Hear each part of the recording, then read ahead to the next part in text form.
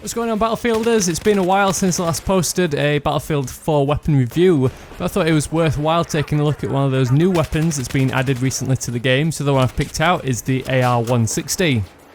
As the name of this weapon kind of suggests, this is based on the real-life Beretta ARX160, and I actually heard a rumour recently that the reason why these names don't exactly match up to the real-life weapons is that EA decided that they no longer want to pay royalties to each firearms brand for the use of their products.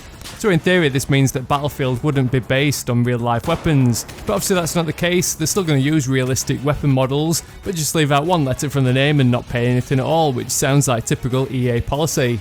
But let's get started with this guide and take a look at the stats and figures of the AR160 and figure out if this new weapon in Battlefield 4 is any good.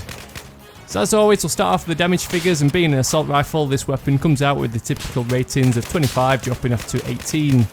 We'll see elsewhere as part of this guide that the AR160 is very similar to the Scar H in some respects, so I thought this weapon might have had higher damage stats, despite it only firing out the typical 5.56 by 45mm NATO round.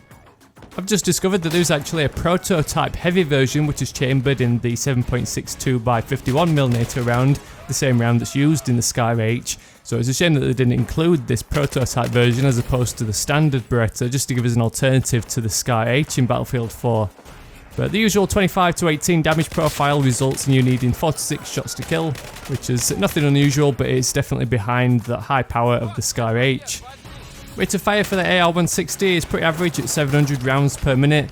This is on par with the AUG and the CZ805, but it's nowhere near as competitive as the likes of the F2000 or the AEK. One of those features where this weapon is identical to the Scar H is in its recoil plots. It's got exactly the same horizontal and vertical recoil values of 0.2 and 0.5, which results in this dreadful spread where this weapon just wants to rise towards the sky. And as you can see, it just strays way off the end of my chart. As we all know though, Battlefield is all about controlled firing and tapping out just a few shots at a time, but even with careful burst firing you're still going to find that your shots soon start to drift off above the enemy's head. Unlike the Scar H though, this weapon does come with the full size mag, probably because it doesn't feature that larger caliber round, and along with this full size magazine we've got a decent reload time of 2 seconds or 3.1 seconds from totally empty. Although this only gets a 4 out of 5, it's only a couple of milliseconds behind the fastest reloading weapons which clock in at around 1.8 seconds. So as it stands, I think this weapon can be most comparable to the CZ805. Both these weapons have the same damage profiles, the same rate of fire, although the AR160 does have higher muzzle velocity, but that doesn't really come into effect too much with assault rifles. But the CZ805 does benefit from lower recoil, making it much easier to control. And the AR160 is slightly ahead in reload time at 2 seconds as opposed to 2.3 seconds. I really wish this weapon would have been based on that heavier prototype, which would have made it a direct competitor to the Scar H. Currently that's the only weapon in the assault rifles that really stands out from the pack with its 34 to 25 damage profile as opposed to the typical 25 to 18. An AR160 with this same high damage profile plus a faster fire rate and a larger magazine would have been really interesting. But instead we've got yet another cookie cutter weapon in Battlefield 4, which is almost identical to the majority of assault rifles but doesn't really hold up to the likes of the M416 or ACE-23.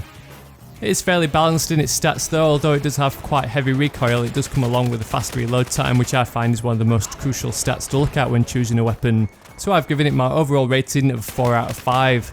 But let me know your thoughts on the AR160 down in the comments. What do you think about the idea of having the heavy prototype as opposed to this standard 5.56 version? If you did enjoy my video or if you learned anything new, then I'd really appreciate a thumbs up just to help spread the word and share the info with your friends. Don't forget to check out my previous weapon reviews and let me know if you'd like to see this weapon featured as part of my new military weapon setup series. Otherwise, thanks for watching and I'll catch you all later.